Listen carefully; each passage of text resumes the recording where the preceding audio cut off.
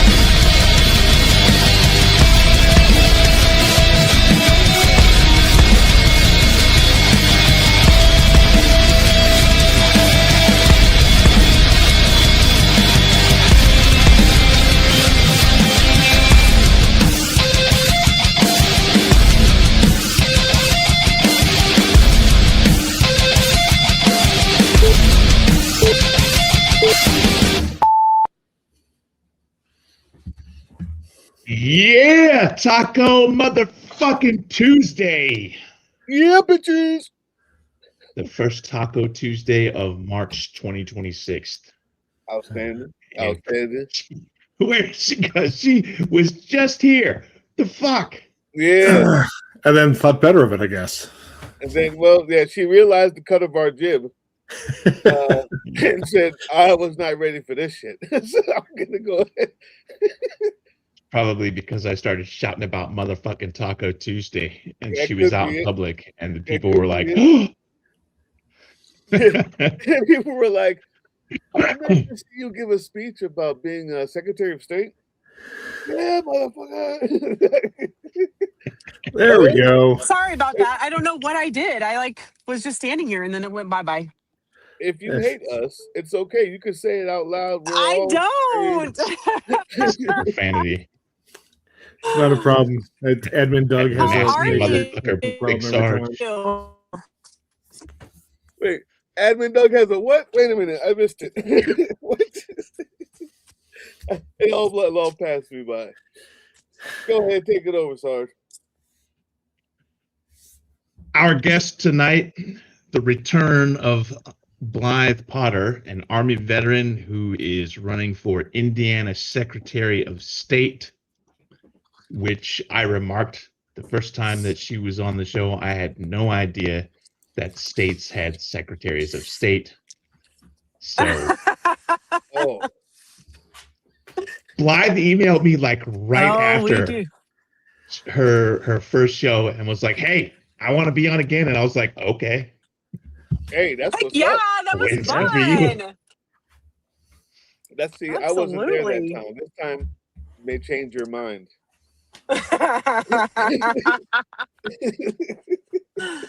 I'm going to apologize in advance. I'm going to be muting myself a lot because I was very, very sick this week and I got like Oh no. stuff here and there and down here and just in here and everywhere, and it's been miserable. It sounds like it. I think it's going around again.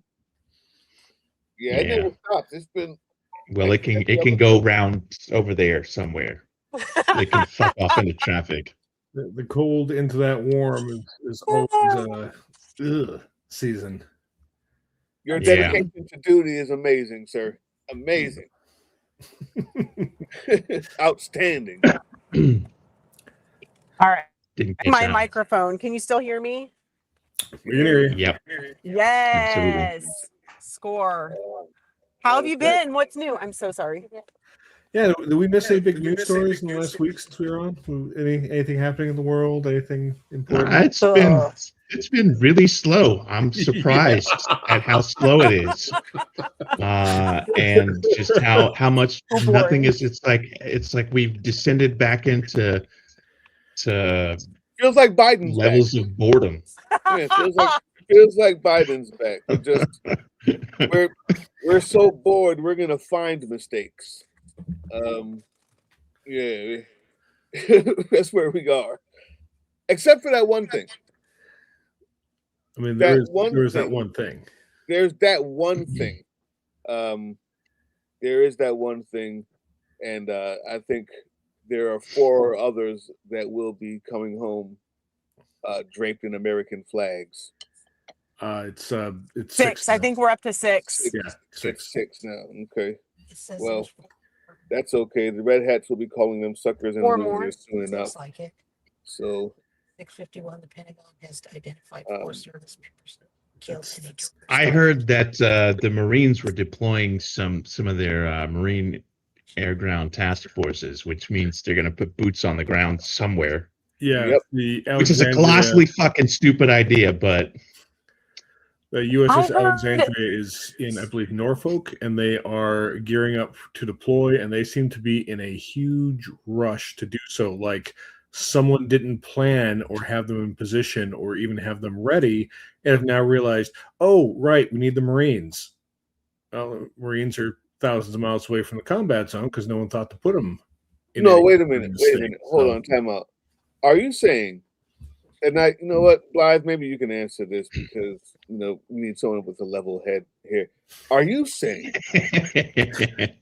that the guy who was the secondary host of Fox News on the weekends isn't up to the task of managing and conducting military strikes of the entire United fucking States military? Is that what you're telling me, Matt? I don't believe it. I do not believe that. Blythe, And even worse, he told them this is like what verbiage did they use? That this was the apocalypse or something? They're doing this for God. Is the crusade. We're doing this for Jesus. And this will bring about the return of Jesus, which no, he didn't say that. They did. Bro, there are hundreds of reports of them sending this out down through the chain, telling the enlisted that they are now part of bringing back Jesus. Yeah. And holy shit, when you think you are justified by bringing back Jesus, there is no war crime you won't commit. Yeah. Well, and there are now the silver lining of this. I don't even know what to call it when something is less shitty, but there are service members who are actively contacting. It's FFRA. Yeah. RR, what the religious freedom, whatever, for the military. It has been reported. MRFF or something. MRFF.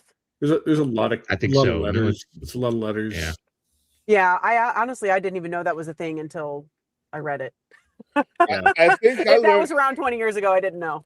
I learned about it here.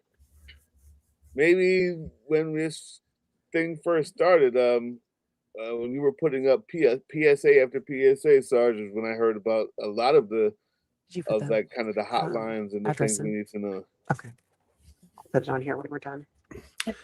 By some, but it's been pretty crazy, and I need to see it. It's not that I don't believe you, Matt. Oh no, totally. We'll have my journalistic tomorrow up and posted. Funny bone. I'll see if I can find it and I'll put it in the chat. Is not allowing this. The as well as more information on the Alexandria and when she's going to ship out. For those not familiar, she's a amphibious staging ship for marine operations. I can't recall offhand how many Marines the San Antonio class carries, but it'll be thousands of Marines and their support vehicles, as well as helicopters, which only have to make it all the way from the eastern U.S. to whatever theater they might be deploying to. Who knows? Maybe they're going to Greenland. We don't even fucking know with this establishment anymore. Because no, the medical there's boat no is plans. going to Greenland, and they can't tell us what the plans are because they they're told us sending the hospital boat. The enemy would know, and they're not going to do anything woke like tell the enemy their plans. No, sir. That's why it's all secret. Certainly not because they don't have a fucking plan. We know they don't have a plan because if they did, it would have been leaked by Keg's Breath on Signal already. It's true. He would have posted in our Signal chat. So let me try to ask a question because the rant has come. I mean, this early is where you guys wanted to start the rant with me. Like, It's been a lot, Drill Sarge. It's been a lot lately. have you seen activity in Indiana? Because I know there is a plethora of bases from there where people get deployed. Have you heard or seen any of that ramping up? Do you know of anything going on in that in with the people you know? I don't know of anything personally. And sadly, is this going to be in your way, Twyla? It's not in my way. Okay. It's a little bright, but it's okay. Sadly, It's okay. I do have people I could ask and haven't really even. This weekend was bad. When I heard that we were doing this, it's pretty traumatic, right? To live through this again. Mhm. But I'm very close to a National Guard post, Camp Atterbury, and there have been a lot more helicopters going out at night, Yep. which it does happen occasionally, typically in the summer when they do their 2 weeks over the summer. But it's been going on lately, leading up to last weekend, and it never occurred to me that it was not training. So possibly it could just be a coincidence, but I don't know. What does does the Secretary of State have any?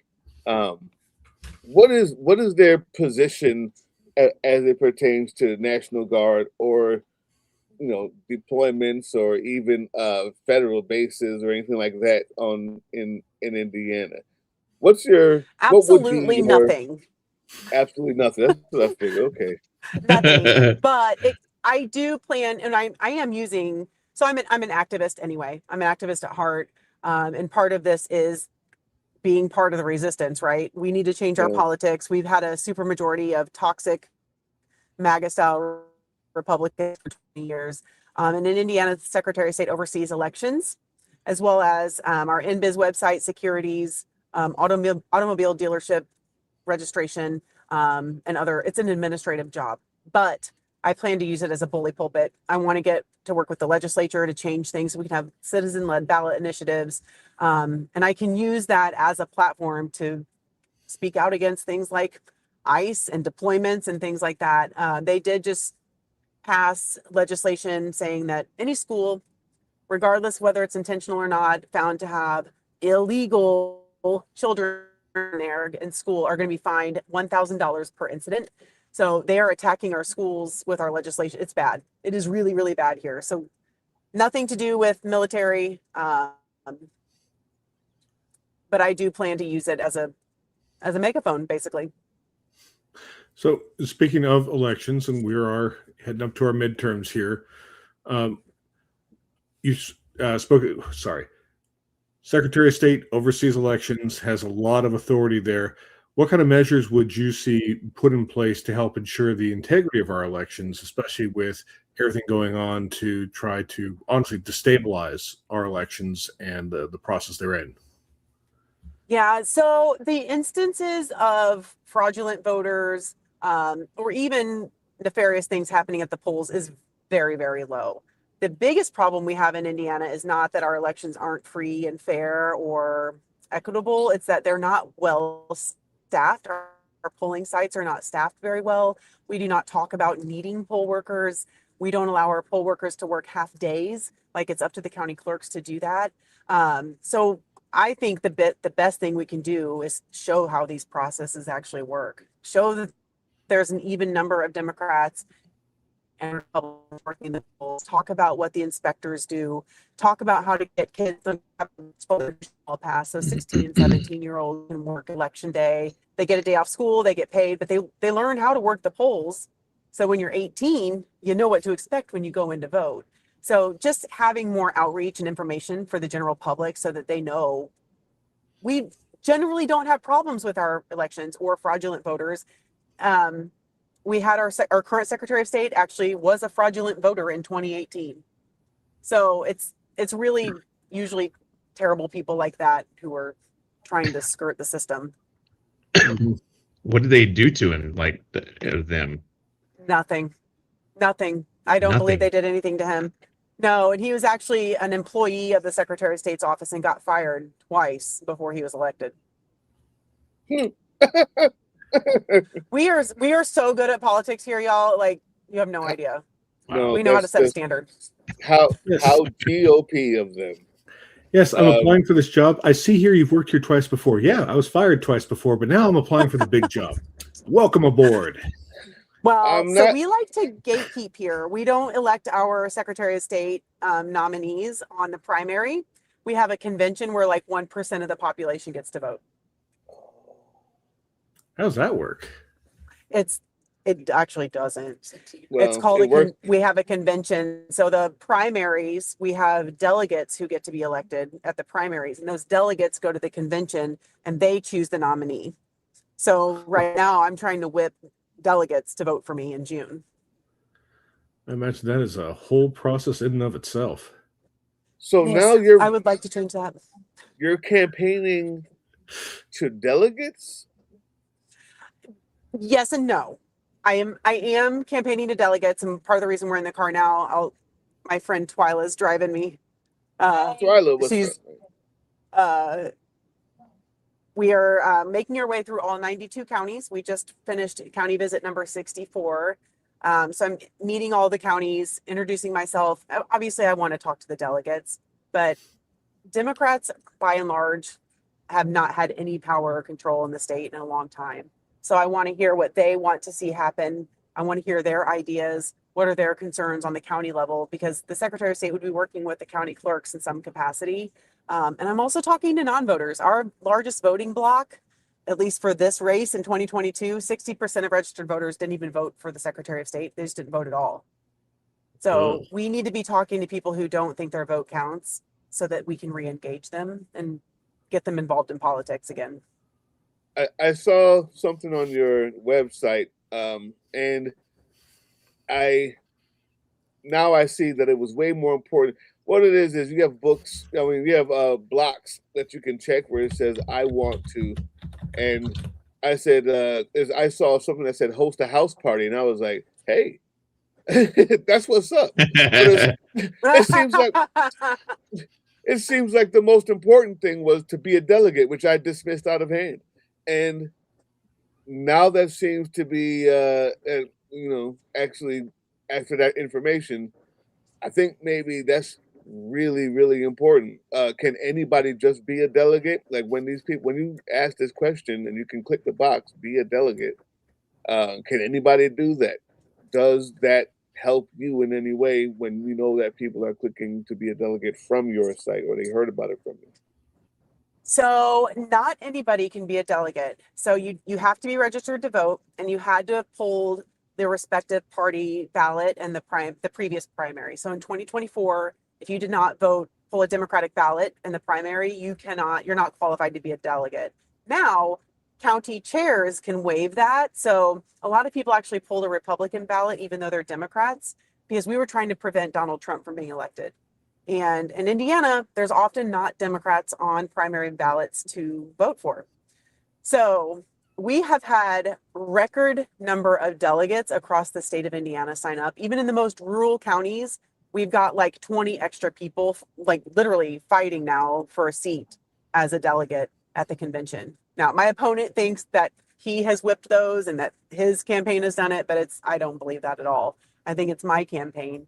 And I think that because we had 3 counties in Indiana, Marion, LaPorte, and Lake County, who just went through and purged a bunch of delegates.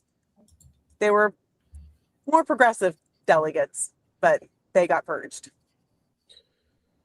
Wow. So being that candidate. Yeah. Yeah. Being that you're run by Republicans mostly, I would assume that every dirty trick in the book is going to be used between now and then. How are you preparing your voter base, the blocks, the delegates? What's the plan there? Because I'm always wondering, knowing what we know about them, if we ever actually come with a plan ready for their shenanigans, because we know they're going to have it. Yeah, well, the Just plan is sharing information, making sure people are checking their voter registration, make sure they have, like, because we don't allow people to just take off work usually to vote, making sure people have a plan to vote, whether it be childcare, or putting it on your calendar to vote on May 5th. I mean, Cinco de Mayo is our primary, so seems like a pretty good day to play hooky to me. Go vote, go have a margarita, whatever your drink is. But, this is you know, generally, we also have Republicans who are going to want to be elected too. So I don't see the actual voting being an issue. It's going to get dirty. It's already been a quite contentious race on both sides of the aisle right now. There'll be some punches thrown and some mudslinging, but I've grown up with toxic Republicans. I've lived here my whole life. I've lived in Indiana for 43 years. This is nothing new to me. I can handle it. Yeah, a quick Googling of you and the race when we were doing some background earlier today. And yeah, very quickly, there's a lot of very suspicious little blog articles that have come up that have, no real substantiation, but they've got all the keywords in them. Mm-hmm. Yeah. Yeah. So it's what's expected. Yeah, it is. Yeah. It doesn't make it easier. It's hard. Women in politics usually get treated the worst. The biggest criticisms people give me is I don't have enough money, I don't have a strong enough name recognition, and I don't wear the right shoes or say the right words, or I have tattoos and piercings. I'm like, y'all, this is just getting stupid. Like, it's 2026. Tattoos don't make policy. Piercings don't affect legislation. Like, just stop. And that's been their go-to on, they can't find anything of substance. They're going to create some kind of outrage about that. Can you imagine a woman with tattoos? I wore sparkly heels last week to a forum, and there was someone who just couldn't believe what are those shoes? Like, they're just sparkly shoes. Like, you would get mad if I wore my Chucks. Just leave me alone. Yeah. Wow. Yeah. And we see it with other women in politics, especially big names, AOC, Jasmine Crockett. They both get flack constantly, not simply for a policy position or something they said, but for the outfit they have on. I'm still waiting for anyone besides John Fetterman to get critiqued for what he's wearing in any situation. And quite frankly, I'm not because he's in shorts all the time, right? It used to be in sweats, showing up to the Senate to vote, and then he had the stroke, and he switched to a suit and switched to voting with the Republicans on everything, and bad mouthing the Democrats anytime there's a microphone in front of him. Okay. Yeah. I'm not even gonna eat rolling on it because I'm here in PA, and we were bamboozled. Straight up bamboozled. Straight up bamboozled. Yeah, and I'm wondering, like, I didn't want to be mean, but can a stroke do that? Like, what's happening here? I mean, I wasn't gonna ask, but months into this charade, what the heck happened? Is it possible? Like, the dude is not right. Am I right? It just completely changed his outlook, and we always hope that's never what happens with anyone we elect, because you elect the person based on what you're seeing from them, what they're saying, what they've done before, and it looks great. And then they, some of them get in office and they're like, nope, 180. I'm voting exactly the opposite on everything.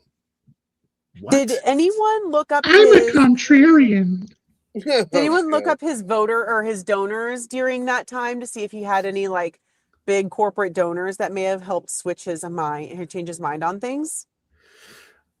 I do not know offhand. I would bet you, just like me, the sweatsuit, the constant background that looked like he was in a basement or a bar somewhere every time he was on the news. I knew, obviously, the look was made for that, right? Like, that was what he was going for. But even me was thrown off. I bet you, to not do the due diligence I would have normally done, thinking that, oh, this guy is just one of us, right? He had an entire career of being very pro-labor, being a working man, and then around the time he had his stroke, something seemed to change, and next thing you know, he's ditching the sweatpants for a suit and going down to Mar-a-Lago and bending the knee. And I'm about to check out those what those donors were. Hold on, guys. My son is here. I'll be right back. like Blythe said, it's always got to follow that money. What's up, my friend? Oh, you really do. It's How was it? alarming what people will do for money in this Good. arena. And a lot of people will say, and I think this is true of just general public in general, that you think you have, you're set in your ways, and it wouldn't do it for $1 million until there's, 50 grand sitting there on the table to, change your vote just a little bit. You just change this one thing. It's just one thing, but it would never be one thing. Once that you capitulate to money interest on a major topic, they own you. You're going to take that money every time, and you're going to keep voting the way they want, or you're done. Yeah. That the die is cast at that point. That is one of the scariest parts about our race.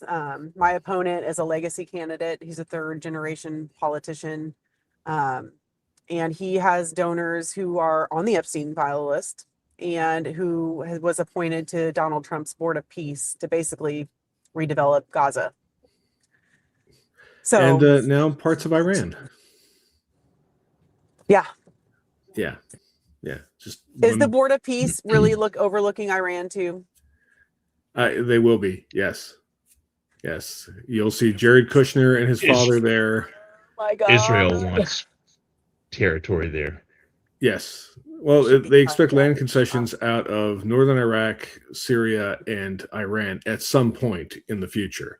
So I guess this is the Iran slice, and the Iran slice is the one that can bite. So I don't know how many of you saw Rubio's statement today that we had to go in with Israel. So Israel is setting our foreign policy for us.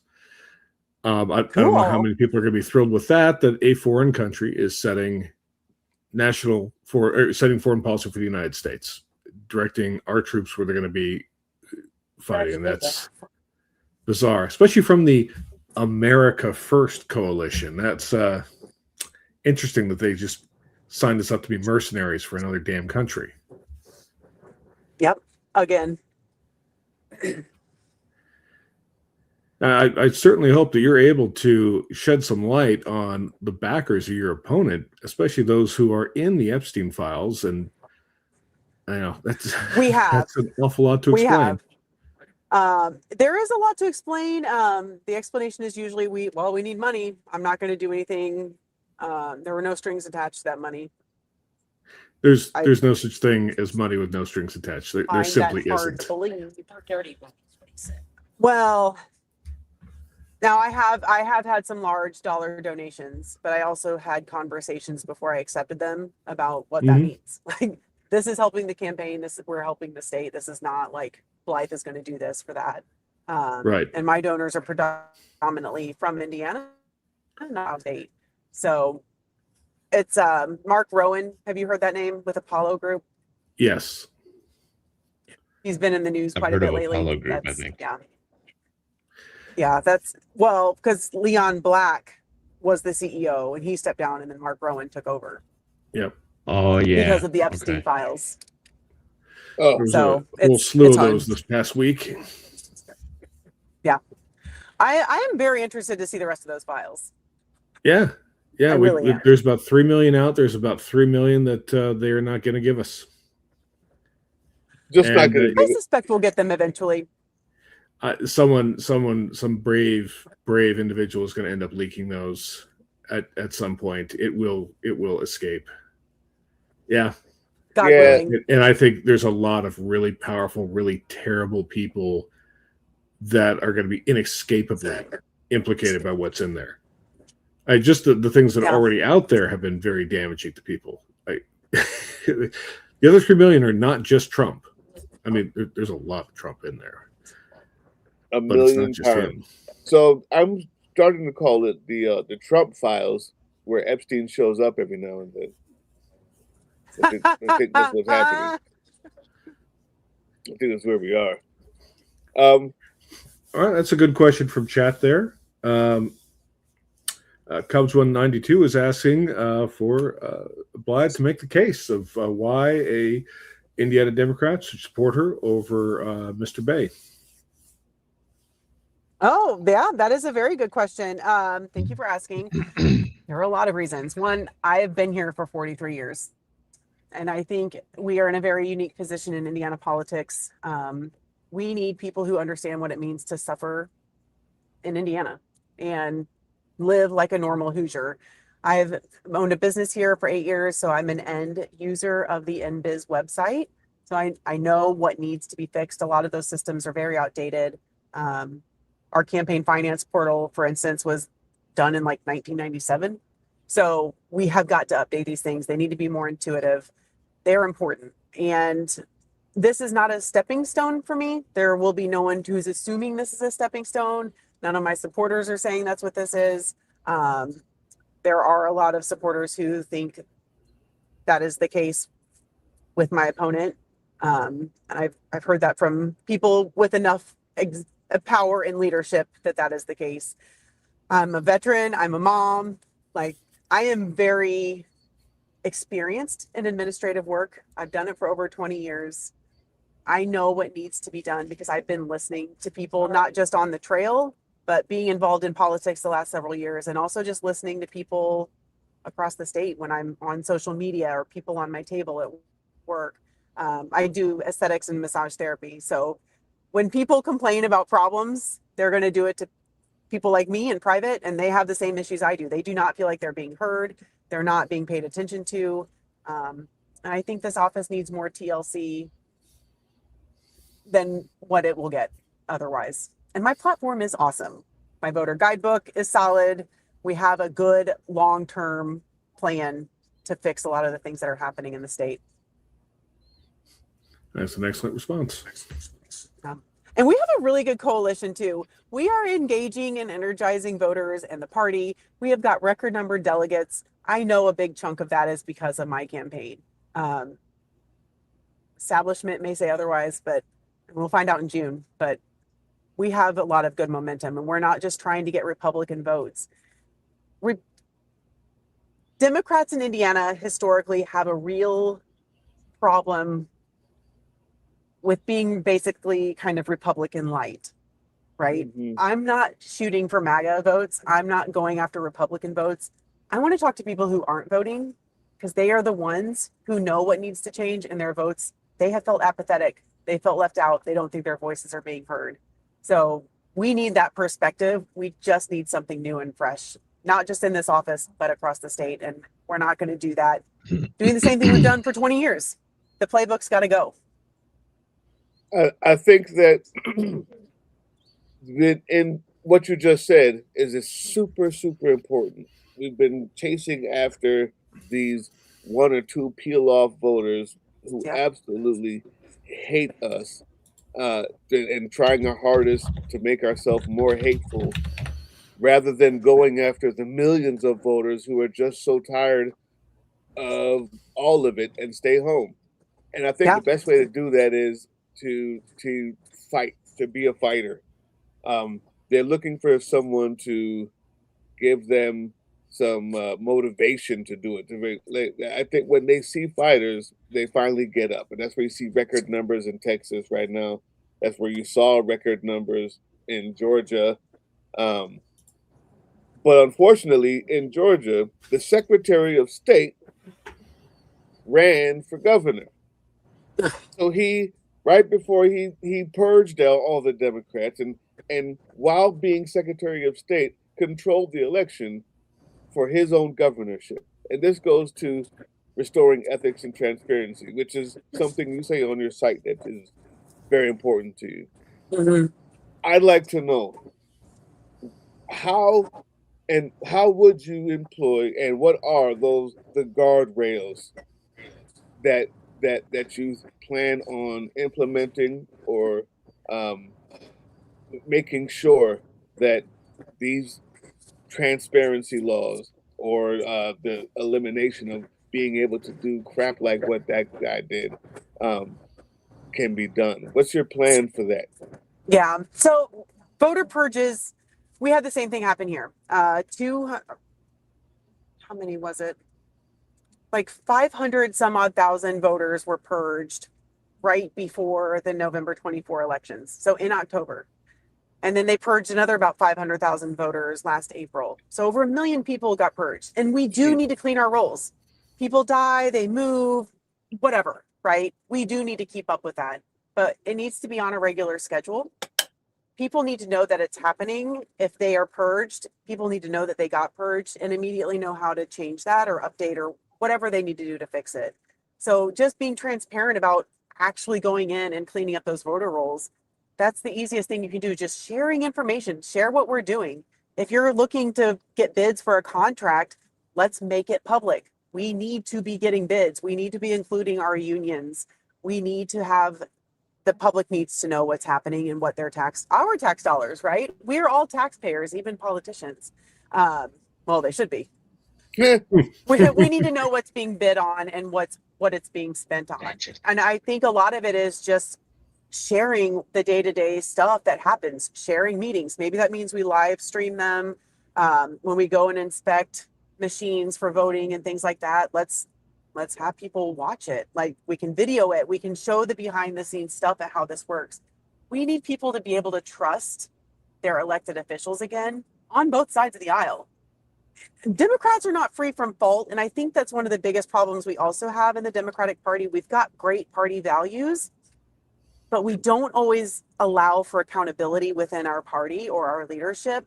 And the leadership style we see here is more of like, do as I say, not as I do. And they just do the same things over and over again. We have to stop that. Yeah. So, yeah, we can go into a whole thing about accountability. I have a feeling that Democrats have been the only ones holding anybody accountable, and it's still not enough. Or else, we wouldn't have Jeffrey. It's not enough. But what about guardrails? So I'm thinking more along the lines of, how can you make it so that I don't have to trust you? I don't have to trust your what would you call it? Your live stream of the meeting, as much as I trust the fact that there needs to be a separation between who can run and when, or there needs to be a separation between the time a Secretary of State can look at contracts or when they can campaign, right? You know what I'm saying? Like definite guardrails. Do you have any ideas for that, or have you tried to or thought of that before? Well, so for me, it will look like consistency. So right now we're going across the state talking to people. I want to do something very similar every year I'm in office. I want to talk to the clerks. I want to engage with voters and constituents. I want to get into the high schools, just hear what people are saying, what questions they have. And I think that can help build rapport without it looking like campaigning. I don't want to plaster my name with the seal. Right now, our current Secretary of State has put his name on everything he possibly can. In big, bold letters, it looks like it's coming from him. That looks like campaigning. So we need to have guardrails for that. And unfortunately, I think a lot of it is just going to be implementing what I say I'm going to do.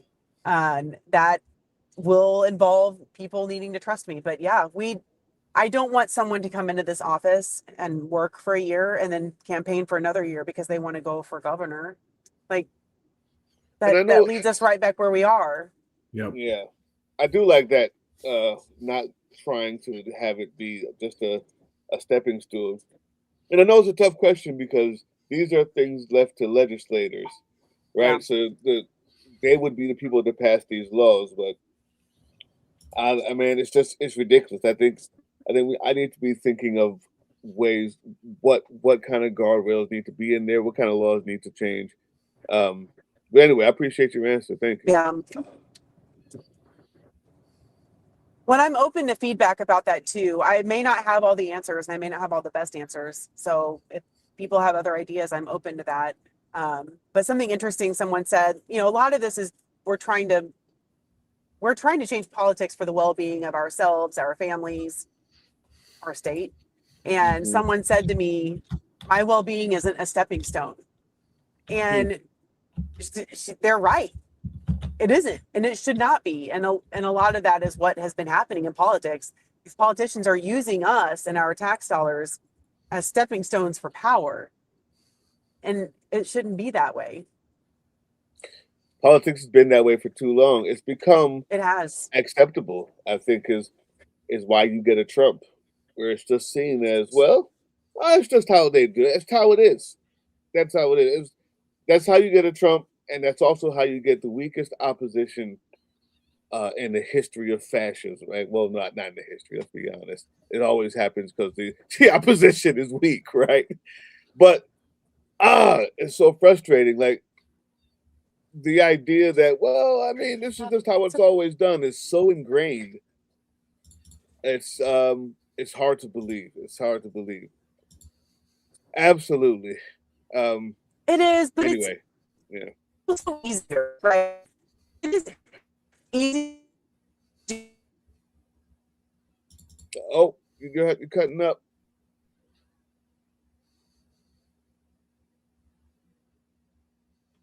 Loser? You calling me a loser? Yeah. I think we lost her, yes. Yeah, I think we lost her. Ugh. Okay. There we go. Would have to unmute my mic. Yeah. Oh, there we go. Get her back? Yeah, she's back. Hey. All right. Yeah. What? Maybe. And you know, maybe not. As they're driving and the street lights go missing, like it's just darker outside. there's parts of Georgia like that too, where you realize you're not gonna get the I don't best have a service. signal. I guess as you see that background start getting darker, you get away from it would not be civilization. our show if we did not have at least one person drop off. It's usually Doug. Yeah. I've done the best I can to ensure that wasn't me this time.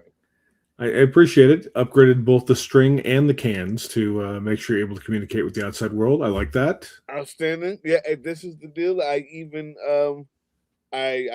used a different size can that I attached to the end of the string. Excellent. For better bandwidth. Excellent. Smart. Like to see it. Did Mikey decide to show up on camera, help fill some time here until we can get her back? Indeed. Yeah. So, well, listen, while we're here just talking, I mean, how was it, guys? I'm going to be honest with you, man. After this weekend, and been saying it for 3 weeks straight. First week, I'm like, you know what? You guys watch out. Iran this weekend is coming. I don't know about this weekend, but I have a feeling it's going to be this weekend. And then the next weekend, you know what I mean? I get other calls from people saying, "Hey, guys, be careful, be aware. You know, they're gonna wag the Epstein pretty soon." And I'm like, "Yeah," and I put that video out. And then the weekend that I don't say anything is when it happens. But just the anxiety and the anxiousness, knowing it was coming.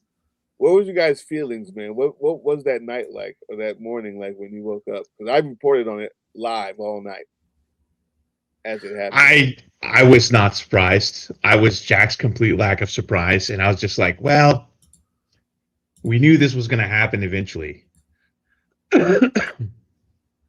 I didn't expect them to be so blatantly, we're doing this for Israel. We're doing this to bring about Armageddon so Jesus can come back with the military like that. I was like, yeah, I mean, what the fuck? At least the hoods are off, though. Yeah, and then Matt, I'll let you go before I even go into that. What would you like? I mean, first thought. It was. I remember seeing the footage come in on CNN when Gulf War I started, and the surreal nature of it, and there was a mixture of that, and there was a mixture of, you know, the kind of inevitable disaster that I remember in the morning of September 11th. Like, there is no way this works out well. This is the worst case scenario playing out, yada yada yada. That's the feeling that immediately went through my mind as soon as I saw it start rolling in. I don't I don't sleep most nights, so I'm just doom scrolling through news and making little notes of things to bring up to staff or news stories we're gonna put up articles on the next day. So imagine all of a sudden it's just flooding in with all these reports coming in from all over the world and different news outlets and such reporting that all this is going down. In the first couple of them, it's like, someone's bullshit has gotten into my news feed. They can't be real. And then it starts to set in, and it's like this wave of inevitability pushing forward. There's no way to stop the awful thing that's about to happen. And once it's there, there's no getting around it, and you just start drowning in the news reports that are coming in, and people are pinging you, and it's people overseas are in your DMs trying to get your take, or to, hey, have you seen this story, or so many AI videos within hours were coming out that were just not even good AI videos, but there were social media influencers and people who push platform who were trying to leverage the news of this massive war starting to try to get their views up, and sorting through the wheat and the chaff of what was a real news story, just someone with a cell phone versus someone who had used AI to make a video of a plane dropping a bomb or something. It's just Yeah, I didn't it's even a lot. I didn't even think about that. That night we did 4 hours straight. And so I think we started maybe like 45 minutes after the initial reporting. I just so happened to have my ass up at that time. I mean, I don't sleep either, so there you go. And first thing I was like, okay, we got to go live. And the main thing that we do is we whenever we go live on Political Drain, we try our hardest not to use any American source. So we go to France, right? We are the people in the room who come from the UK will give us things that most people would never know are there. So we got French local TV, we got Australian TV, and then of course the regular Sky News for Australia. We have all of it. And listening and watching, like, the shock in the eyes, like that actual real reactions when someone isn't. Thank God for Casper. Thank you for that, Laura Malcolm. 100%. One of our people, Casper Northern, is one who is shooting all night links to stuff that she knows I wouldn't be able to get because she's in Europe. And the actual, when you see people who aren't like just paid actors reading a prompter, and you see the shock of people as the hours go on, you realize pretty quickly, damn, this is real. Here we go. This is what's happening. But to the point of, and I'd love to know what you guys think about this, to the point of this mask off shit, Sarge, they had to do it because 3 days before that, there was a whistleblower. They got the memo. The memo said the way that they're going to try to do this is, get Israel to do it, and then have Iran strike back, and then there would be casualties, and then that would be the way to manufacture consent in America. And then they did it anyway. So they couldn't say that. They couldn't do that because it was already, it would have been blown out. It would have already been like, okay, we found out that that's what you're going to do. So instead they were like, well, fuck it. Let's just tell the truth then. We're doing it for Israel. We're doing it because we want regime change. And then we'll just let everybody else do the spinning. What's interesting is there has been a campaign in the media, in advertising, to stoke sympathies for Israel ahead of this. And it kind of didn't make much sense on its own why it kind of just started up. And every single day, and I'm there watching a couple different news channels. I got them on the background if I'm working from home. Obviously, if I'm at a plant site, I can't do that.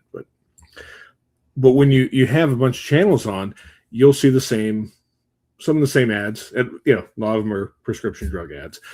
But there's these pro-Israel ads that are running now on all the major news channels, and it was like, that's weird that just started kind of out of the blue, because there wasn't really anything going on, right? The Gaza thing had just turned into the daily slaughter that they're going to do there, and that they're not going to. Hey, we got moderators in this chat. Please look out, folks. If you're one of those, go ahead, Matt. Yeah, there's sorry, it was weird that it just kind of came out of nowhere. There was no like big news story or something in there that basically painting Israel as this perpetual victim, and that they were fighting for their very lives against Islamic extremists, etc., and it painting this really awful picture of Muslims in general, because they weren't really differentiating it. Like if you oppose Israel, you are supporting Islamic extremists and the rape of women and the murder of infants and all this stuff. And it just again and again, every day for like a good 2 or 3 weeks leading up to now. I started seeing a little bit of that. I don't really watch that corporate news. I want to watch cable. We don't even have cable, but wherever you can see it, I've seen it. You do see these very organized campaigns in media ahead of the administration pivoting things. Now, to give an example, where we saw this before, and this is across different media outlets, this was across Facebook, this was across a lot of things, was the promotion of the story out of, and I apologize, I don't remember the publication, if it was the Atlantic or the Bulwark, that the VA was paying too many benefits, that veterans had it too cushy, and they were getting way overindulged, and we really need to start rolling all that back. We're giving away too much to them, and then you fucking saw Sarge, you slacker. then you saw the TV media and streaming personalities start picking up that story and start pushing the same message. Yes. And it was all coordinated. And then a couple weeks later, the administration rolled out with we're listening to the people. We have to fight fraud in the veterans community and push back on this kind of thing. And it's very clearly a macro campaign that gets run on these things, both for the setting up the whole thing with Israel, with this whole thing with cutting VA benefits. And I'm sure I've just missed other ones that are going on because they're not all as over the top, ham-fistedly put together as some of these are. Well, the veterans thing we knew about from Project 2025. Like that was in their playbook, that they were going to attack benefits, make veterans look like thieves. So I wasn't surprised when Wall Street Journal or Washington Post started posting that. Oh, yeah, and doing article after article back in October. I was like, well, here we go. Really? Yeah, and the Washington Post, I think, just came out with another thing that was sent to my mail that I can't seem to ever stop getting from them now. About how the assassination attempt and how that they're playing this whole thing up as, well, these sleeper cells were here. Yeah, these guys are these guys are actually warring with us. And I'm like, how quickly did you guys go from what is going on? And you just have to remember, like, our media, more than most others, is just a propaganda arm of the state. It's crazy. It's crazy. Oh, wait a minute. How about this? Have you guys seen this? Let me show something, Sarge. Is that right? Yeah. Oh man, it's gonna be the feet pics again. No. I've saved that for later. That's just for you, fam. Got it. Look, I hate to think I pay for your Patreon just to have it just showed out here to everyone, man. Right. I wouldn't do it. I wouldn't do you like that. I appreciate you. I understand the value of good feet. I don't know. I don't know how I got canceled. Yeah. All right, you know what? Let me see if I can actually find that. And I can never do it while I'm on here, so I'll just go to mine. Here we go. My brethren in arms, please watch this. This is what it looks like when you have nothing but state propaganda to watch, and why everybody in this chat and everybody in this room needs to like really support independent media like Sons of Liberty. Just watch this. Holy crap.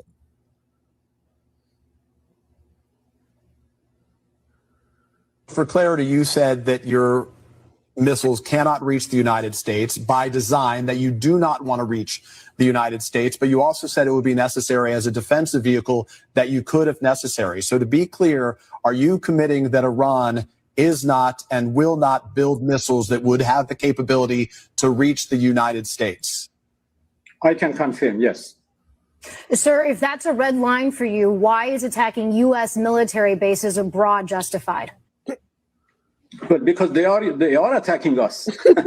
They are U.S. military, installations, facilities, bases who are attacking us. We are under attack. Why don't you, recognize this fact? We are under. Okay, bro,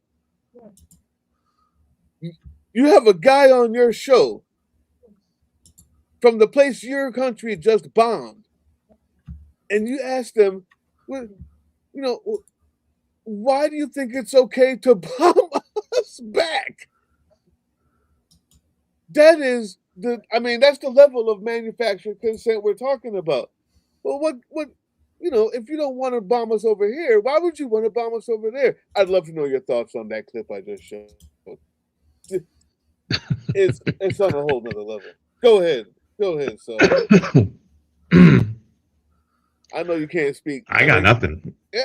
I've got nothing there. I mean, it's pretty self-explanatory. Like, how dare you bomb us on our bases that we're bombing you from?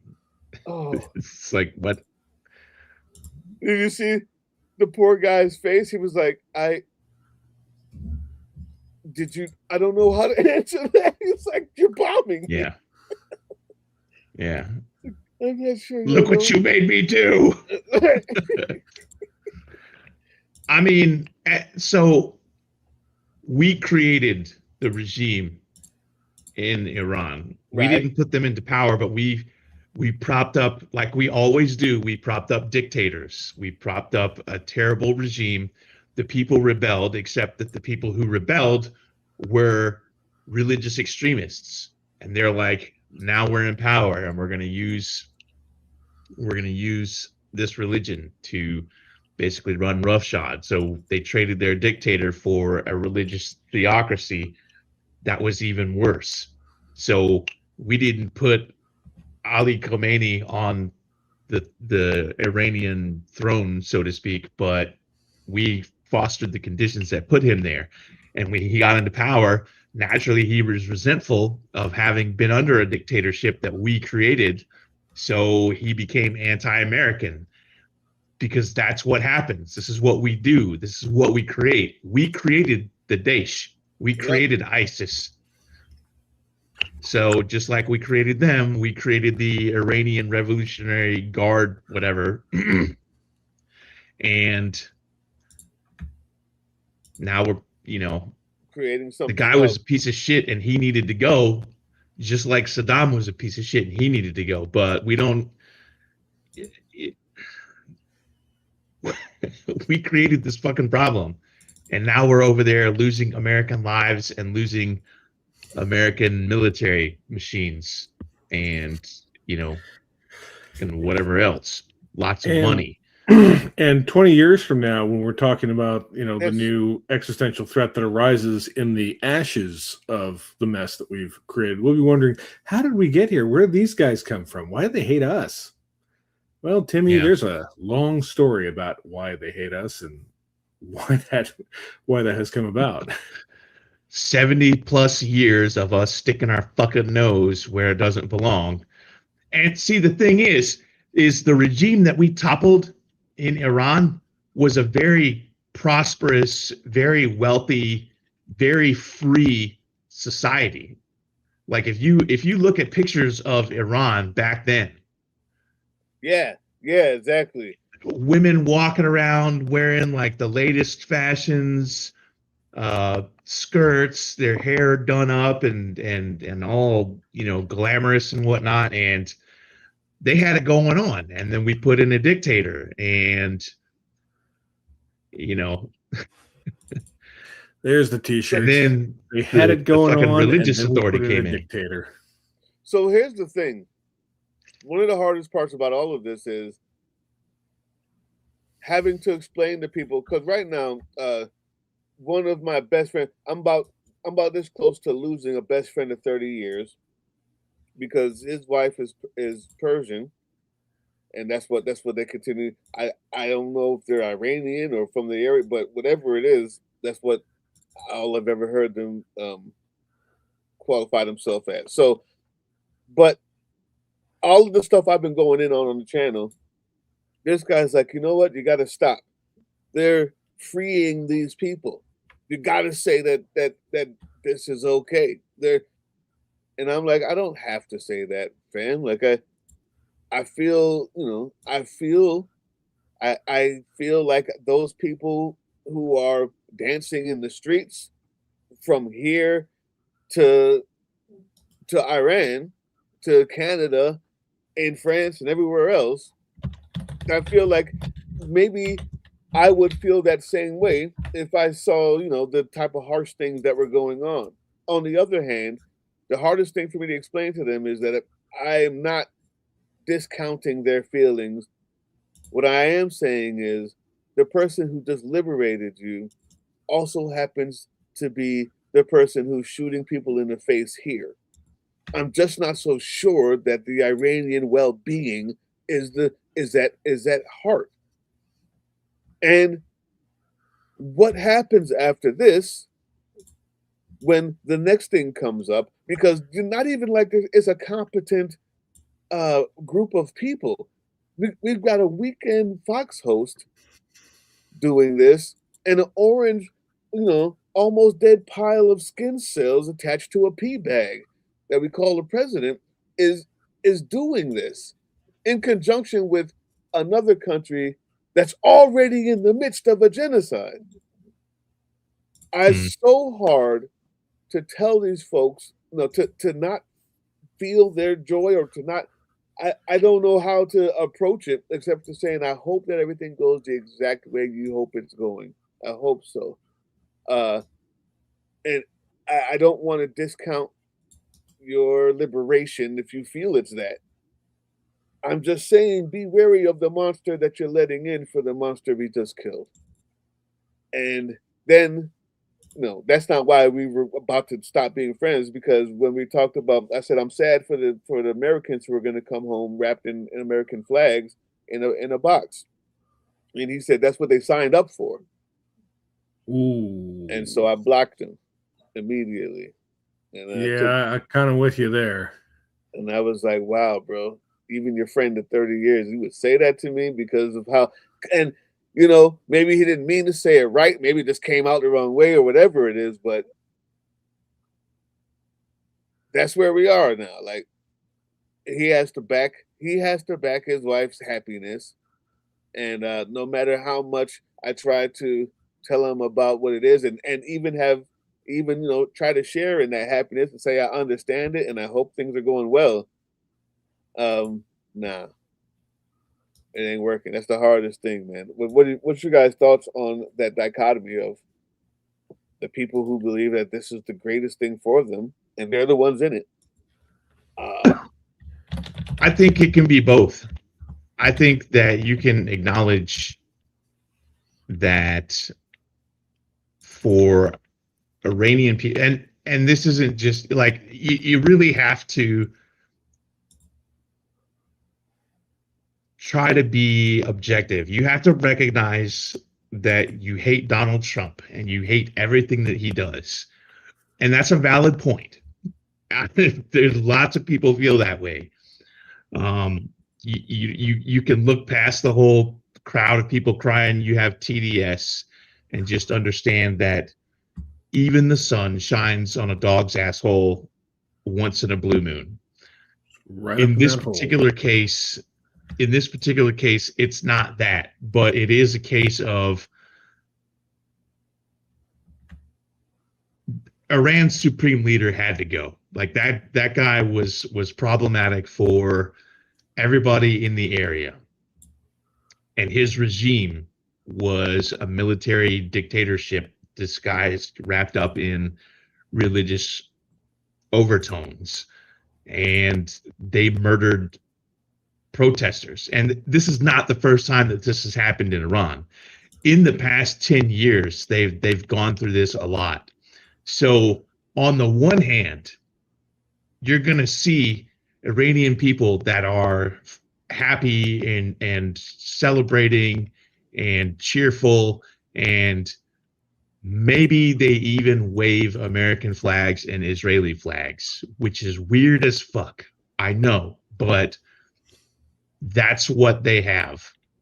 And I'm absolutely positive there are people in Iran right now who are making money selling those flags and have some sort of connection or contract, so they're profiting off of it.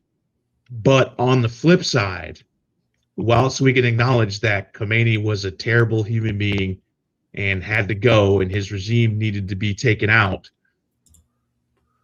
we can also acknowledge that we set this stage. We put that guy in a position where he could grab power and take it, because we built up the tyranny prior to that, and he was just happened to be the right guy in the right spot and said, you know, this is not what we want. And we fostered those. We fostered the way to get that, the conditions to bring that regime in, and we fostered the conditions for that new regime to take over that. So we did this to ourselves, and those people that live there just want to be free. And right now what they're getting is a regime that's being taken out. But it's entirely likely that they had contingency plans to have people that would take over. Everybody, the regime has is talked not about the Iranian. The one guy, right? Like it's. They had contingency plans for all those guys to be able to say, "Hey, we're under attack. Let's start firing our missiles and doing our things." So, you know, they got their own backup plan. So whatever it is that we think we're going to do with regime building, we also have to go through the Iranian people who are going to decide what they want. A republic, if you can keep it, as Benjamin Franklin said, but also the regime that we're in the process of trying to delete is going to have its own means of staying in power, and it's going to have levels and layers upon levels and layers. So there's going to be, we fucked up Iraq. We fucked up that whole country and its government. We fucked up the whole country of Afghanistan.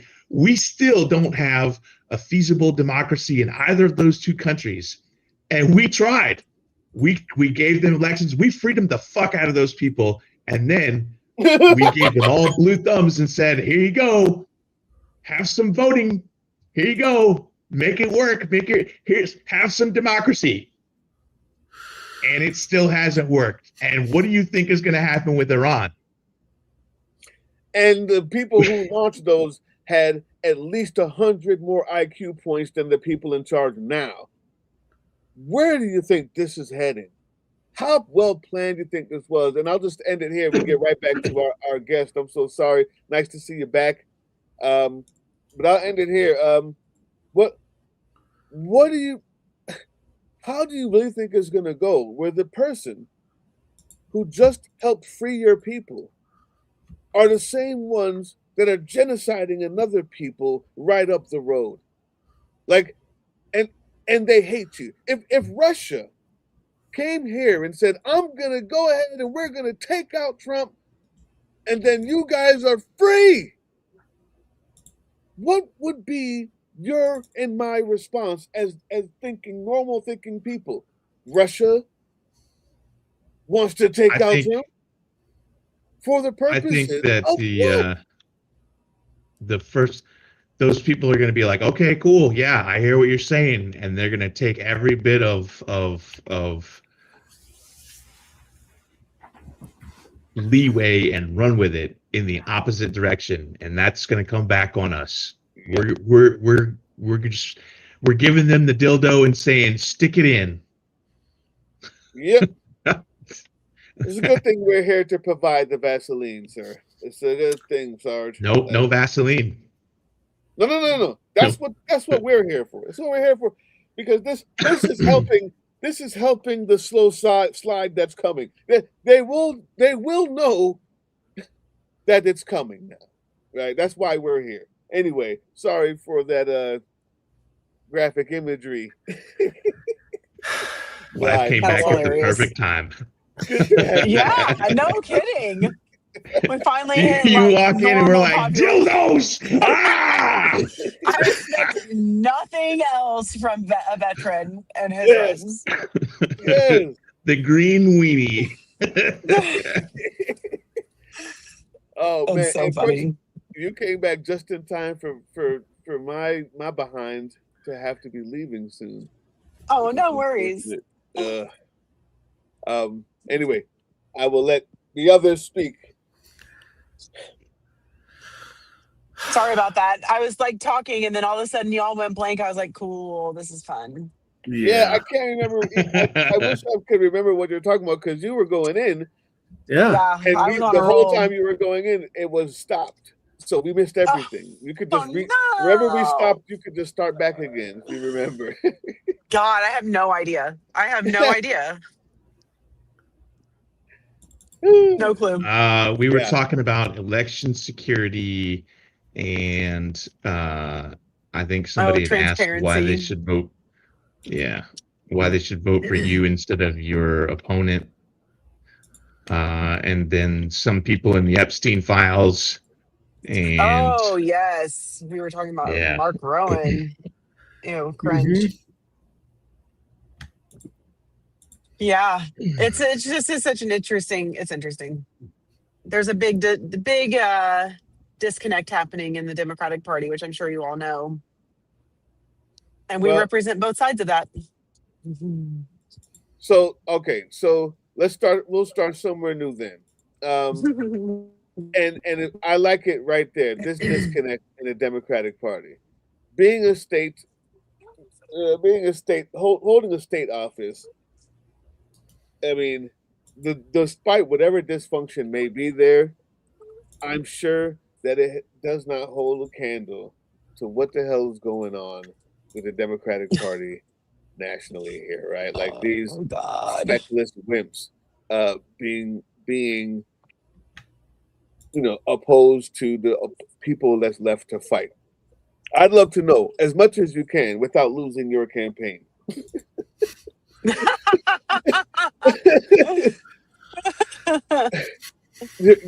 your ideas on the two philosophies, if you will, the work alongside. You mentioned a lot working in your site, mentioning a lot of work alongside, working with anybody. We've said that here, and the idea of providing an opposition in times of Nazis and concentration camps that say, no, I'm not going with nothing that you're providing. I need you out of here now.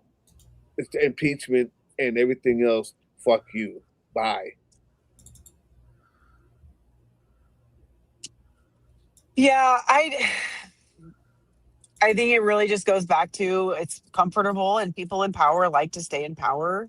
And they were taught, once you got it, you hold on to it. You don't share the baton. You don't pass the baton. You hold on to it until you're like too old to like stand up. It's so bizarre. There almost needs to be term limits for the way things go in parties. I don't even know how that would work, right? But we just need to be reevaluating and listening to what the bulk of the population are saying. And that does not happen with, and I don't say establishment as a, to be derogatory or mean, but like the people who've been in it for a long time. If you want new people to be involved in politics, you're gonna have to modify the politics a little bit. That's accurate. Very accurate. Modify the politics. Can I get a talk to me? Give me some further what does that mean?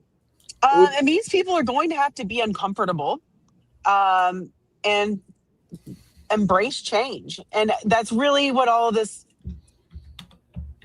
I like to compare it to cell phones, indoor plumbing, cars. We have changed our lives in so many ways over the last, well, since white people came and took over this country. Why are we so resistant to changing how we do politics and power or authority or whatever that looks like? And that part of it really has not changed much. You know, we may call ourselves different things, but to be labeled progressive and have that be a bad thing, like why in what world other than politics is progress bad? Right. With the economy, you need progress. With labor or education, technology, all of it involves progress. Why can't that be part of, why is that not part of our politics? Like, it's just, we have to evolve with the times. And I don't have necessarily an answer for that, but I think we need to just start having these conversations with the people who've been in it for a long time and who have the experience, right? There is experience inside of the establishment. There is value to people who know the ins and outs of what that looks like. But there's also value to having people like me or us who aren't part of that, who weren't raised and born into this, to have their experiences heard, because our experiences matter too, and ours are more common than theirs. Well, this would be my last one, but it's so perfect that you said that. Is the fact that this is a two-party system the reason? So here you go. I'm not going to ask that. I'm going to tell you. I believe the reason why that entrenchment is where it is a two-party system. And I also believe because that two-party system is so entrenched, saying that you're going to go vote third party is kind of a non-starter at this point, because you two, deserve a statue in Palestine with the rest of them, because this is also what you vote for. But on the other hand, as Secretary of State, would you support ranked choice voting, and maybe the start and the leaning into a more multi-party system than the one we have through means like ranked choice voting, and then more things like that in the future? Yes, but with an asterisk. So, of course, I have things I would like to see happen. I want straight ticket voting to be gone in Indiana. I would love to see ranked choice voting. I'd love to see viable third, fourth, fifth, whatever party options. But before we do that, on my platform is a voter guidebook. Other states have it. We do not. I want to have a comprehensive guide we can have a physical copy, but also a digital copy that explains the process. A lot of people don't know how I get the nomination, or what the conventions are, what a precinct chair is, or what a township trustee does. We need to have something that says this. So when you go to the polls and you're voting for 70 different offices, you've had time to look at this and you've had time to look at the candidates. I also want the candidates to have a spot where they can put 500 to 700 characters of nonpartisan, impartial words about what they want to do. And that includes third parties. So now we have grassroots candidates like myself who may not have $2 million because of billionaires on their Rolodex to be able to pass out flyers to everyone. Now, everyone who can vote for me has had the opportunity to, at the very least, see a little bit of what I want to do and where they can find more information. But same would go with any of my opponents or independents, whatever. That kind of guidebook could allow for third-party options But I also argue it would strengthen the Democrats and Republicans because it has viable competition. And we are informing the public, and we have a better informed voter base. We have more people registering to vote. We have more people engaging in politics in some capacity. You had another part to that question, and I just totally blanked. Oh, yes, ranked choice voting. I would love to see ranked choice voting. There is data to suggest that to have that, we need to have the education piece in there to share information about what that means. Because a lot of times in places that have it, they'll vote for like 2 or 3 people, but then the other 4 or 5 people aren't getting voted for. So needs to be more informative if we're doing that. But I'd really like to work with the state legislature. It is not something my office can do. Yeah. I cannot say we are going to have citizen-led ballot initiatives, but I can be a real pain in the butt of the legislature and say, hey, let's allow, because we are not currently allowed citizen-led ballot initiatives. Let's put that on the ballot. Do you want to eliminate straight ticket voting? Do you want ranked choice voting? Let's put it on the ballot. That gets more people to vote. And then people in Indiana have a say in that. And it's not just me coming in and be like, I have the power. This is what we're doing. We don't need that to be happening all the time. So, and that's kind of what happens now.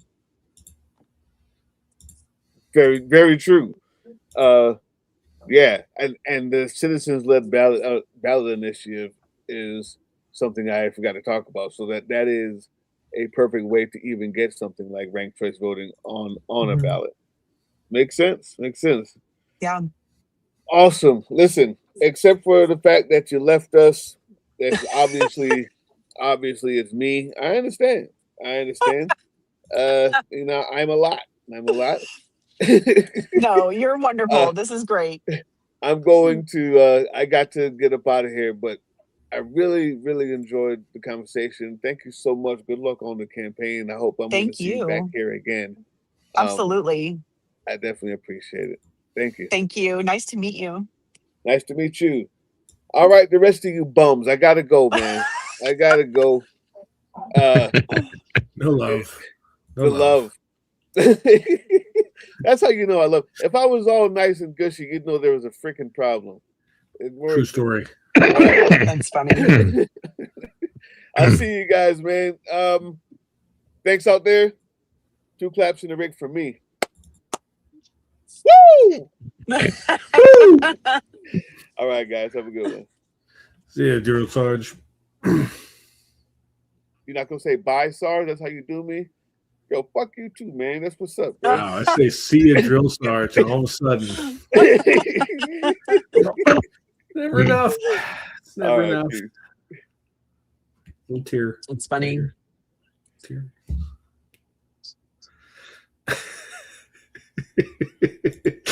So Iran, what all were you talking about with Iran? Did something new pop up or just rambling? No, it was a long and laborious journey through the progress of how the current Iranian regime had come into be and our interactions that had helped bring that about and why they might not like us because of that, and how the common folks in Iraq might resent us having, I see opened the lips door moving, for this mess. but I don't hear anything. Oh. Can you hear me? Can you hear me? I can hear you, Sarge. I don't think Blythe can hear you, though. Can she hear you?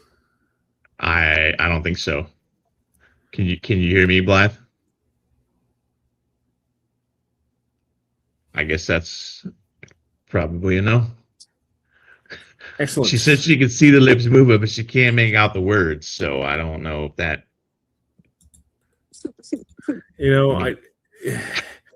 Doug's not here for us to blame him. So, I mean, I feel like we can still blame him. Right. You can still blame Doug.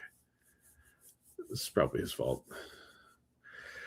I tell you, if we did not have the if we did not have the slew of technical problems, how would people even know it's us?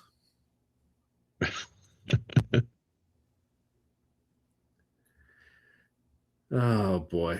Oh, I can hear you now. Okay, there we go. We got her back. I have no idea what is going on. I have never had this much trouble on the road. We'll Are you out? Are you out in BFE? No, I think we're near Fort Wayne, which is a pretty large city. But we might be passing. I don't know. I don't know. There's a storm. I don't know.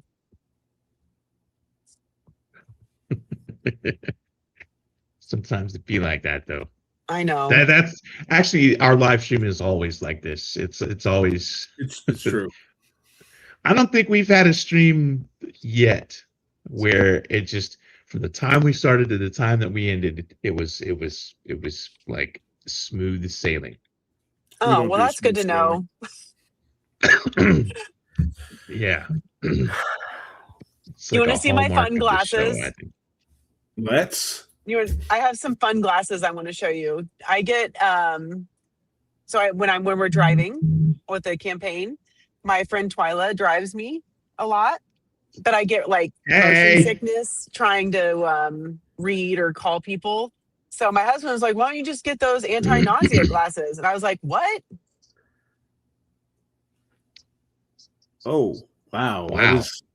Aren't they crazy? That is fierce. Yeah. That is fierce. They have like liquid in them that moves around so you don't it's like horses. It blocks your periphery so you don't see as much stuff. How do we solve it? So it has liquid is in the frame and that helps with like not being nauseous? When I move, it continues to block light. It's so fun. They're my favorite thing. They're ridiculous, but I love them so much. But they work for you? They do. It could be a placebo effect, but it works. I have to recommend that to my sister. She gets terrible car sickness. Oh, you've got to have her try them. I bought Dramamine too, but I don't like to take medicine if I can avoid it. My body does not. I don't know. I just don't digest things well. It's weird. So they work. All right. I'm adding to that list. Fun fact. She's got a birthday coming up in April, so. Oh my God! Don't just give it to her with no context. She'll be like, "What is this?" Yes. What the hell is this? I found like some like crazy one that's like all in purple or like with like cat ears on it or something. Just. Oh my God, that would be so cool! Or with a unicorn horn. That'd be great. She'll hate them. That would be awesome. These are purple. I love the color purple, but. Yeah, I didn't think about I could put rhinestones or some nonsense on this. Oh, I'm totally doing that. Rhinestone cowboy. Oh my God, my Twyla just sang the same thing.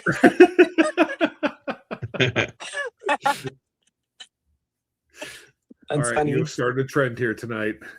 Yeah, we're gonna make this happen. And I can tell from Big Sarge's look that he's thrilled that that's what we're taking away from this. It's going to be the next viral trend. Yes. Anti-nausea glasses. Get through the Trump administration a little bit easier. I mean, if it works, it works. And Joe Sharp, we've had a little bit of a slowdown in our content because Big Sarge has been sick. That's why I haven't seen a new video on him up until tonight. I mean, there's so much to talk about, though. There really is, though.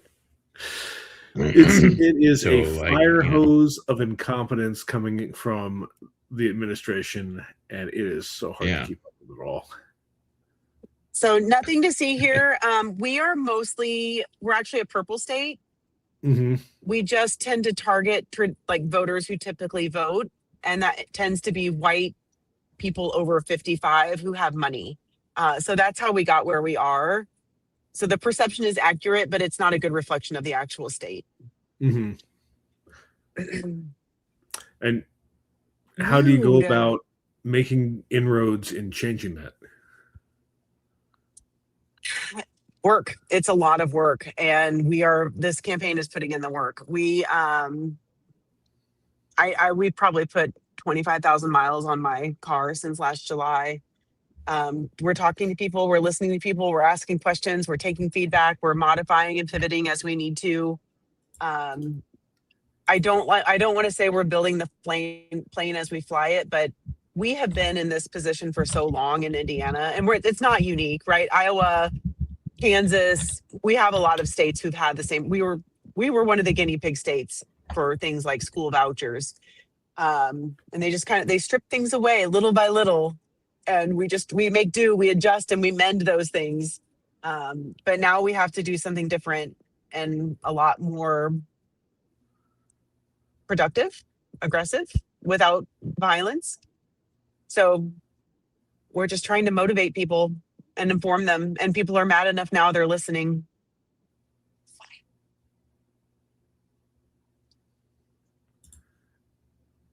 Oh, thank you. Yeah, donate to my campaign. I need money. That's one of the only things that my opposition has on me is money, but my parents don't have Rolodexes filled with billionaires numbers, so. Man, that is a pretty big oversight on their part, honestly. It's got to accumulate lots of rich money donors and have them in a handy to contact list. But yeah, for those of you who would like to help, Blythe's website is here up on the screen. It's been added in the chat as well. Any contribution is helpful, of course. You know, any billionaires that happen to be watching this show of all shows. Or yeah, you can host a virtual house party for me. Anyone in Indiana can host an actual house party, which are like I meet your people and your friends and ask you for money. It's my least favorite part. I hate it. I would love to get the money out of politics. But at the same time, right now it takes money to succeed in politics. And it does right now, yes. And we cannot change it until we elect people like myself who realize that this is not sustainable. Mm-hmm. It's the line from Andor late in season 1 where Luthen Rawl says, "I'm condemned to use the tools of my enemy." There is no two ways about it. There is no two ways about it. But, you know, we're at about $150,000. The goal is to be at $500,000 by June. It's attainable. And honestly, we're doing a really good job for no name recognition and not having money. I think we're doing great. So I'm very proud of our work. Absolutely. Yeah, actually, you're on an attainable path there. We are. We definitely are. But I'm trying to go back through some of these. You know, yes. Even $5 helps. Or follow me on social media, share my stuff. All of it helps. All the things help. Share this podcast.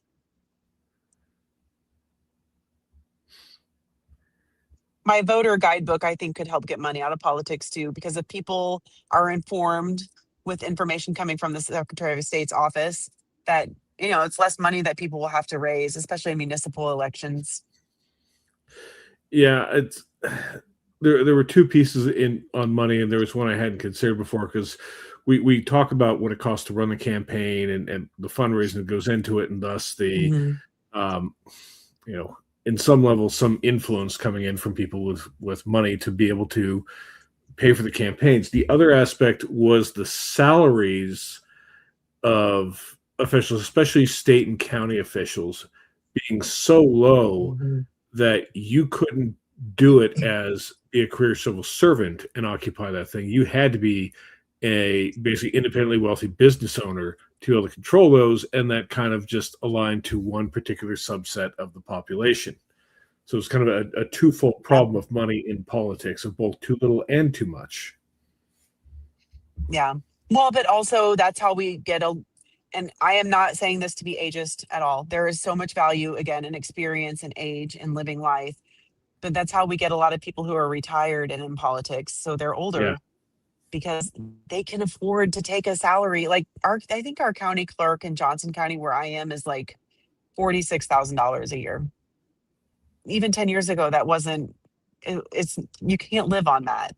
You can't, and that's a full-time job. This isn't, some of them are part-time jobs. And then you have the executives. I think our governor just gave himself like a $200,000 or something ridiculous dollar raise. I mean, it's obscene. It's obscene. So, and he's a millionaire. Right. And it's weird how often that trend lines up there, that's who has the rich friends and the money they can pour into it to make these kind of runs, to dedicate their lives into it. You'd love to be able to see the people who end up being dedicated into this be people who are dedicated to it because it's their calling and they're caring about their community, not I've accumulated power and I found a way to give myself more power. Doesn't feel like, it's not a process that's going to select the best person. Yeah, I agree. But and I think that's like, I don't like to call any of this silver lining because we are in a crisis. It is very bad. But we have people all over the state, all over the country. I'm sure you're seeing it too. Yeah. Throwing their hats in the ring. Like people are stepping. People have experience. It may not be political experience, but business is political. There is a hierarchy in business. You're still trying to serve clients or customers or whatever. So there are a lot of people who are green to politics that are like, if you aren't going to do this, I'm going to do it. So, and that's certainly something that our political system needs and has really gotten away from, especially across the last 50 years or so, has been a diversity of career focus, diversity of what sector people represent. Right now, most of our politicians are lawyers by trade, which is fine, but then you have government run with a bend strongly towards the legal mindset. And obviously you do want, laws and bills and everything written put together correctly, but you have people who are not necessarily specialized in areas of medicine, areas of technology, areas of tradecraft that have largely gotten ignored by our government as far as funding, development, education. Not to mention a government that makes policies on health decisions based on what YouTube video they've seen and not what actually goes on to medical science. Yeah, you're exactly right. But also and not all attorneys, right? Of course. But a lot of people in that profession have never been poor. They've never been in poverty. They've rarely in these positions have been single parents or struggled. There is something to be said to have walked a mile in those shoes in some capacity, or to have that little bit of lived experience of suffering. And we don't see that represented very well in government, at least in Indiana. Yeah, and that's it's hard too, because it's hard to be on the track for politics, be it at the state level, national level, what have you, unless you have that family background, some family connections. Most of us are not going to just be able to build ourselves out of nothing. I mean, I realize that a lot of people push that as the American dream, but it's mostly a fabrication. Most people will never be able to do it without having parents that help them along the way, a community that supports them, be it their local community, their religious community, whatever it is, that helps them make connections, to help them to learn things that they wouldn't have learned in school, as far as like building a business and building the business relationships with other, whether it be a vendor or suppliers, etc. That is a complex, dynamic process that is not a straightforward ladder for anyone to climb. And as a result, there's a very narrow subset of people who can succeed at it. Granted, not everyone has, a hand up with it, but most do. To your point, and it does narrow down who can be our representatives. Yeah. Well, and we have this stigma that, and that's another oddly good thing about Trump. He's so horrible and so corrupt and so blatantly terrible, right? And still got elected. He's a crook. He's a fraud. He's a liar. He's done the worst things in humanity can do. Yeah. That lowers the barrier to entry for everybody. There's literally nothing in my past that will ever be worse than Donald Trump. Or anyone here, honestly. Yeah, it's like you say, it's an incredibly low bar. Yeah. It changes the purity test a lot. Now, the purity test is still here. Yeah. Don't get me wrong. Yeah. It is here. It is live and well. Every day. But it allows us to give the purity test a middle finger and do it anyway. Absolutely. it's there will be, I mean, there already are so many, but there will be so many more books written in 20, 30 years on the phenomenon that was the mega cult and its rise in American politics, and then its spectacular destructive fall. We probably with more clarity than we can have, having lived in it.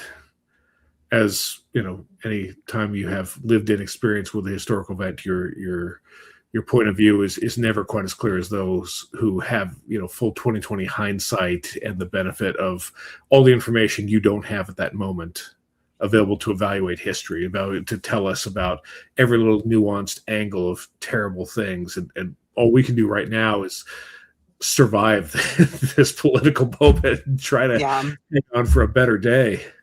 I agree. Nothing to see here. I agree with you. The moderate thing needs to stop. But Joe Sharp, untethered, I agree to a certain degree, but I also think that's changing very quickly. And hi, Vic. I think one of the things we've done with this show, or at least we've tried to, is to highlight those candidates who are going to perhaps be major underdogs and buck the system, and like yourself, and don't fit the democratic norms or the big party insider. Yeah. And try to give folks like yourself a platform to be able to reach out to people. So folks see, hey, there are other options. You got to get to your primaries to vote for them. Yeah. It blows the minds of our staff, I know me especially, when people complain about who their choice is on the ballot versus their GOP or whoever they're running against, and they ask, oh, well, who did you back in the primary? Oh, I didn't vote in the primary. Oh, you stupid motherfucker. Okay. Yeah. All right. So you didn't take any part in it. You didn't make any effort to change who was going to be on the ballot. And then you're mad who's on the ballot. Yeah. All right. Well, a lot of times, though, in places like Indiana, primaries are just blown off. There has never been any real priority made to it, or voting for that matter. So it is, we're a product of our environment to some degree there. So you're not wrong, but we have to re-educate the population so that they know how detrimental these primaries truly are. Yeah. So, I agree. Well, I'm about to switch Twyla to drive, and we are going to probably get into some more wonky weather. So I'm going to jump off if that's okay. We'll allow it. Thank you for having me again. I appreciate you so much. I sent you a message on Facebook. Okay. It might end up in your spam, junk, other folder. Was it my campaign page or my personal one? I'll go check it. I'll check it. I promise. It's what I don't know which one it was. I didn't put a lot of thought into it. I was like, Blythe Potter. That's okay. I was like, I will reply. This is why we literally have staff to handle. Well, I have your cell phone number now, so now I can text you whenever I want to. Nice. I'm down. All right. I appreciate you both so much. Absolutely, and hope we get you back on soon. Yes, absolutely. Thank you. So you're set until November, right? No, my convention is in June. So June 6th is the convention. Yep. Okay. So we're gonna follow up with you like every month. Happily be on as much as you want me to, but yeah, we can do after the convention. How's every Tuesday work? Oh my God. I mean, for part of time, so most Tuesday nights, I'm actually at a dance class. I take an adult ballet and tap class. I grew up dancing. I was a dance major in college. So I have a recital in May that I have to get ready for. I love it. Very nice. I love it. I'll share videos of our dance. It's really cool. Yes. All right. It's fancy. Fancy.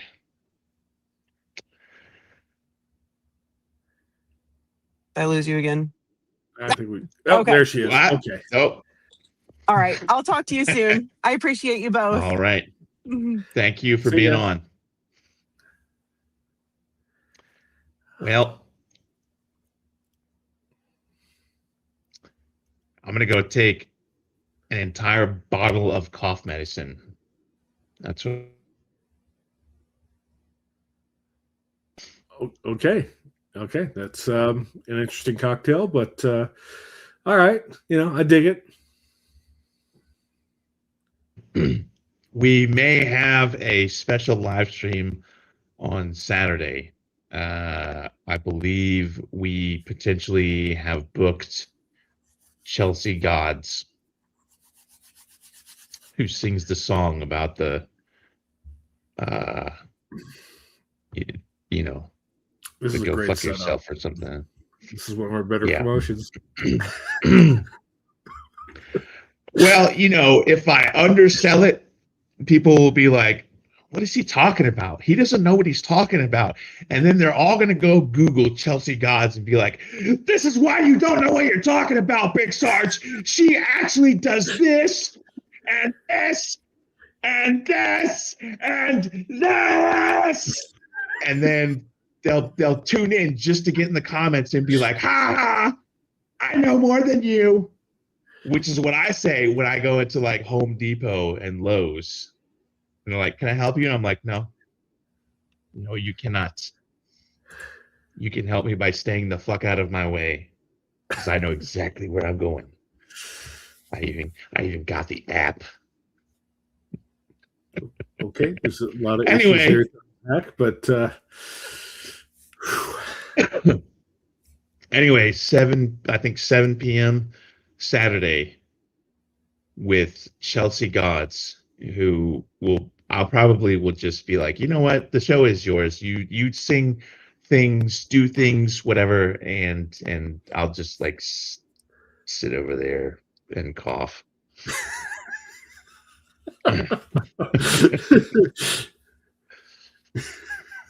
Yeah. All right. God. So that's going to be our show for tonight. Oh, it's terrible.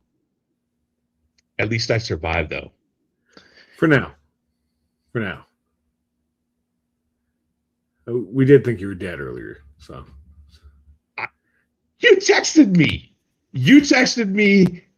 Aaron texted me. I have like. When I texted had a ton you, of text messages. I texted you after like 6 other different platforms failed to get a hold of you. They couldn't get a hold of you on anything else. There are 2 reliable ways to get a hold of me. Number 1, come to my house. That was a little far for a commute. Number 2, send nudes via text message. Nudes were offered. Especially if you have nudes were offered. Especially if you have the signed female naughty bits. Yeah. Yeah. So I'll be getting like for titties and beer. So random titties showing up on my orange phone screen, and I'm like, I'll be in my bunk.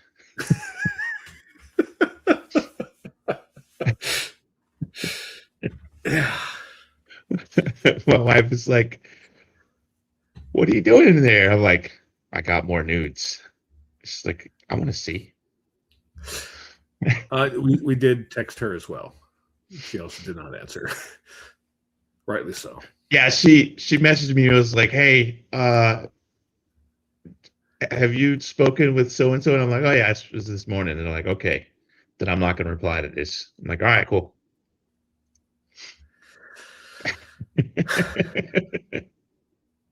Yeah, there was the full fire drill though of like, Big Sarge is missing. Has he been taken? Is he dead? Is he in a camp? Okay, break the glass. What's the plan? Execute. You're like, please send your authentication code. I'm like, what the fuck are you talking about? I was in the bathroom. We had got over talking to a man about a horse, and I'm like scrolling through. I'm scrolling through like the day's titties or whatever. You know, of course, the day's collection. And you're like, please send your authentication code. I'm like, I almost sent you a picture of my dirty ass. I was this close. I was like, let me not, because then he'll definitely be.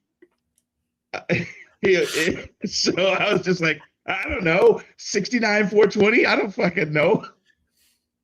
Like we had procedure about what happens if Big Sarge is, compromised, down, impersonated, whatever the case is, and like it went out the window. The whole plan, it would have been set, it was good to go. Plan went out the window the second something happened. What contingency is there? Because like I'm almost positive if something happened to me that my wife would immediately like message you and be like, hey, come get this dude's computer because I don't fucking want it in the house because it's big. I have an Alienware rig. I mean, it's like this giant ass, and I have like these huge monitors, and like 6 speakers and like the boom mics and cameras and shit. Things on this machine I have ever seen, and I need it out of this house. No, she wouldn't even. She would just pull the plug out and be like, "I don't." She does not deal with computers at all. She has like a Chromebook and she hates it. So we like swapped it out and got her like a MacBook or whatever, and she still doesn't even like that. And she'll be like, hey, how do I do this thing? I'm like, it's a Mac. I don't fucking know. Throw it in the trash. That's what. Well, I mean, that's what you do with Macs, honestly. Get a real computer.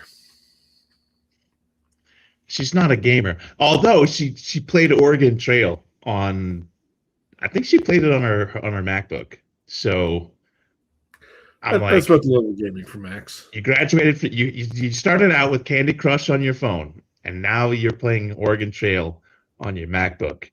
All right. And our citizen on our new rig soon. Yeah, I'm like, I want to get you to come fucking gun in my spaceship in Star Citizen. But she laughs and calls us nerds. She knows more about that game than she would like to, just from having sat back there on the couch. I was going to say, everything she knows about that game, she learned against her will. And she's like, is your game working today? And I'm like, yeah, it's good. Oh, wait, no, God damn it.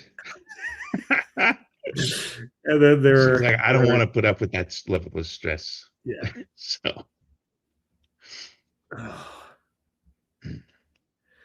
All right. So, possible show Saturday, 7 p.m. I think it's. Is it confirmed? I think it's a done deal. All right. Definite show Saturday, 7 p.m. Yeah. Be there. Honestly, that's all I got. Yeah. It'll give you a lot of material to work with. All right. But if Eljo says it's scheduled, now it's official. Yeah, she stepped in for Janet whilst Janet is dealing with all of the things. So Janet was in the chat this evening. Janet, don't know if you're still here. Good to see you. Janet! Kick ass, stack bodies.